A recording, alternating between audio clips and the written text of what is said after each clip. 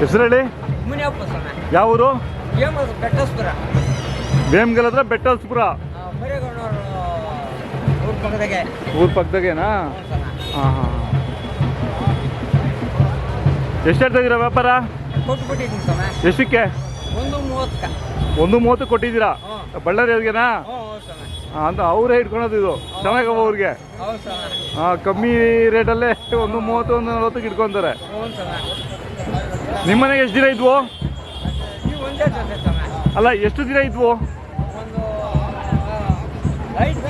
5 ತಿಂಗಳಿದ್ವಾ? ಹಾಂ.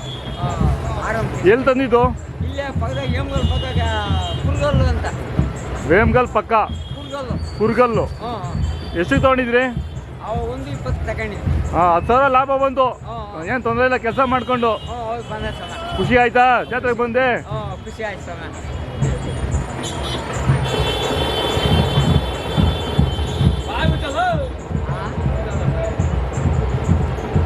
ತಿರುಗಿ ಎಲ್ಲ ತಗೊಂತೀರಾ?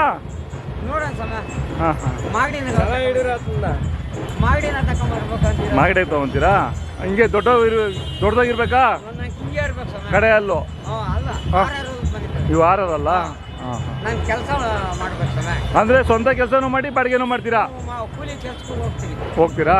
ಹಾಂ ಹಾಂ. ನಿಮ್ಮ ಕಡೆ ಏನು ಬೆಳಿತೀರಾ ಜಾಸ್ತಿ? ರಾಗಿ ಅಷ್ಟೇ ಸ್ವಾಮಿ. ರೇಷ್ಮೆ? ರೇಷ್ಮೆ ಯಾರೋ ನೀರು ಅನುಕೂಲ ಮಾಡ್ಕೊಂತಾರ. ಹಾಂ ಹಾಂ. ನಮ್ಗೆ ನೀರು ಅನುಕೂಲ ಏನಿಲ್ಲ. ಹಾಂ ಹಾಂ. 3 ಎಕರೆ ಜಮೀನು ಐತೆ. ಹಾಂ ಹಾಂ. ಅದನ್ನ ರಾಗಿನೇ ಬೆಳ್ಕೊಳೋದು? ರಾಗಿ ಸ್ವಾಮಿ. ರಾಗಿ, ಉಳ್ಳಿ. ಹಾಂ ಹಾಂ ಹಾಂ. ಚೆನ್ನಾಗಿ ಮೇಯಿಸಿದ್ದೀರಾ? ಚೆನ್ನಾಗವೆ?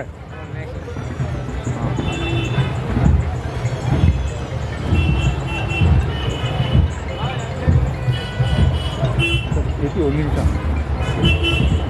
ಆಯಿತು ಸ್ವಾಮಿಗಳೇ, ಧನ್ಯವಾದಗಳು.